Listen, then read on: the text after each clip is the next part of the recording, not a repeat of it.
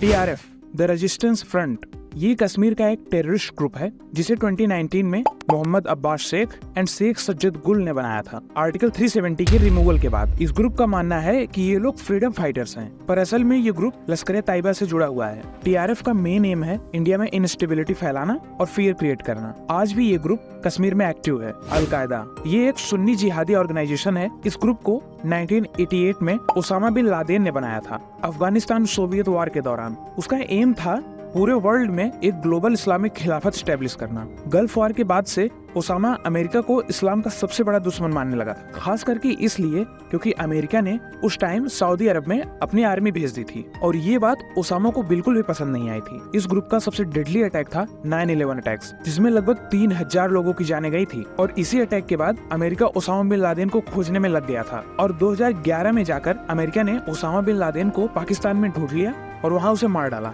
लेकिन इसके बावजूद आज भी अलकायदा जिंदा है। तालिबान इसका नाम तो आप लोगों ने सुना ही होगा। 90s में सोवियत जब अफगानिस्तान छोड़ के चला गया तब ये ग्रुप इमर्ज हुआ। इस ग्रुप को मुल्ला उमर नाम के आदमी ने बनाया था। तालिबान ने 1996 में अफगानिस्तान के 75% एरिया पर कब्जा कर लिया था और तालिबान ने पावर में आते ही म्यूजिक, मूवीज, टीवी इन सब पर बैन लगा दिया और वुमेन के सारे राइट्स छीन लिए। 2001 में यूएस इन्वेजन के बाद तालिबान की सरकार गिर गई, पर तालिबान के सारे मेंबर्स खत्म नहीं हुए। वो सब अफगानिस्तान की पहाड़ियों में छुप कर रहने लगे और वहीं से छिटपुट हमले करते रहते थे। पूरे 20 साल की फाइट के बाद 2021 में एक बार फिर से तालिबान ने काबुल पर कब्जा कर लिया और उस समय अफगानिस्तान के प्रेसिडेंट को देश छोड़कर भागना पड़ा था। आज के समय में तालिबान ही अफगानिस्तान पर रूल कर रहा है, लेकिन उनकी गवर्नमेंट को इंटरनेशनली रिकॉग्नाइज नहीं किया जाता है।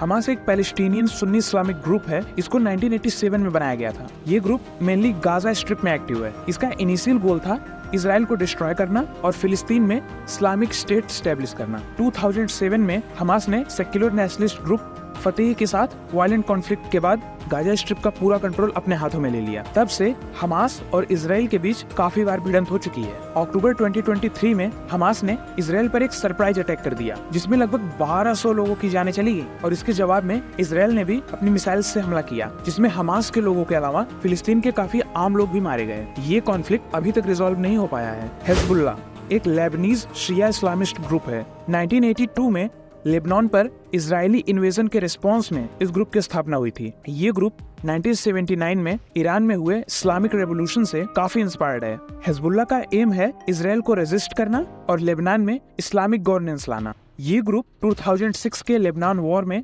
इजराइल के खिलाफ मेजर फोर्स बन के उभरा और बाद में इसने सीरिया के सिविल वॉर में भी भाग लिया। 2005 में लेबनान के former prime minister Rafiq Hariri के असैसिनेशन में इसी ग्रुप का हाथ था। आज हिजबुल्लाह लेबनान में एक strong political and military power है, पर 20 से ज्यादा देशों ने इसे एक टेररिस्ट ऑर्गेनाइजेशन डिक्लेयर किया हुआ है। अल शबाब ये सोमालिया का एक जिहादी ग्रुप है जो अलकायदा से एफिलिएटेड है। सोमालिया की सिविल वॉर में ये ग्रुप एक्टिवली इंगेज रहा है। इस ग्रुप का एम है सोमालिया को एक स्ट्रिक्ट इस्लामिक स्टेट बनाना। अल शबाब केन्या और ईस्ट अफ्रीका जैसे देशों में भी डेडली अटैक्स कर चुका है, जैसे 2013 में वेस्ट गेट अटैक, 2017 में मोगादिशु बॉम्बिंग्स। आज भी ये ग्रुप सोमालिया के लार्ज पार्ट्स में फैला हुआ है। कॉम्बैट 18 एक British neo Nazi terrorist group है। ये ग्रुप 1990s में यूके में एस्टेब्लिश हुआ था। इसमें 18 का मतलब है एडोल्फ हिटलर का इनिशियल्स A=1 एंड H=8। यह ग्रुप व्हाइट सुप्रीमेसी और एंटी इमिग्रेशन एजेंडा को प्रमोट करता है। कॉम्बैट 18 यूरोप में हेट क्राइम्स, बॉम्बिंग्स, मर्डर्स में भी इन्वॉल्व रहा है।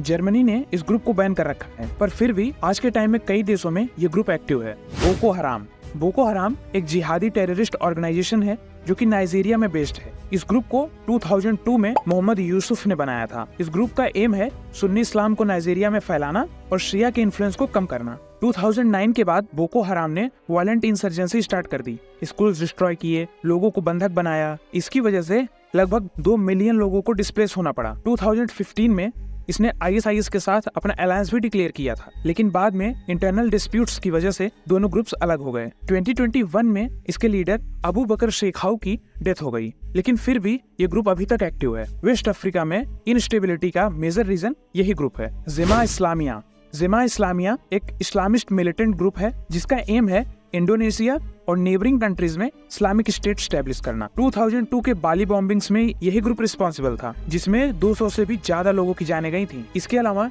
2003 JW Marriott bombing, 2004 Australian embassy bombing, इन सब के पीछे यही ग्रुप था। लश्कर-ए-तैयबा लश्कर-ए-तैयबा यानी LET पाकिस्तान बेस्ड जिहादी ग्रुप है जिसका मेन टारगेट है इंडिया, स्पेशली कश्मीर को पाकिस्तान में मिलाना। इस ग्रुप को हाफिज सईद ने 1985 में बनाया था। 2008 में मुंबई के ताज होटल अटैक्स के लिए यही ग्रुप रिस्पॉन्सिबल था। इसके अलावा 1998 वंधावा मैसेकर एंड 2005 दिल्ली बॉम्बिंग्स के पीछे भी इसी ग्रुप का हाथ था। इंडिया और US ने इसे ऑफिशियली टेररिस्ट ऑर्गेनाइजेशन डिक्लेयर किया हुआ है। ये ग्रुप आज भी इंडिया में इंस्टेबिलिटी लाने की जुगाड़ में लगा रहता है। ब्लैक लिबरेशन आर्मी यानी BLA 1970 में USA में बना था। ये एक अंडरग्राउंड ग्रुप था जो अफ्रीकन अमेरिकन के अगेंस्ट हुए पुलिस ब्रूटैलिटी और सिस्टमैटिक रेसिज्म के खिलाफ फाइट करता था। BLA काफी सारे आर्म्ड अटैक्स, बैंक रॉबरीज और असैसिनेशंस में इन्वॉल्व रहा था। 1980s तक ये ग्रुप ऑलमोस्ट कोलैप्स हो गया था।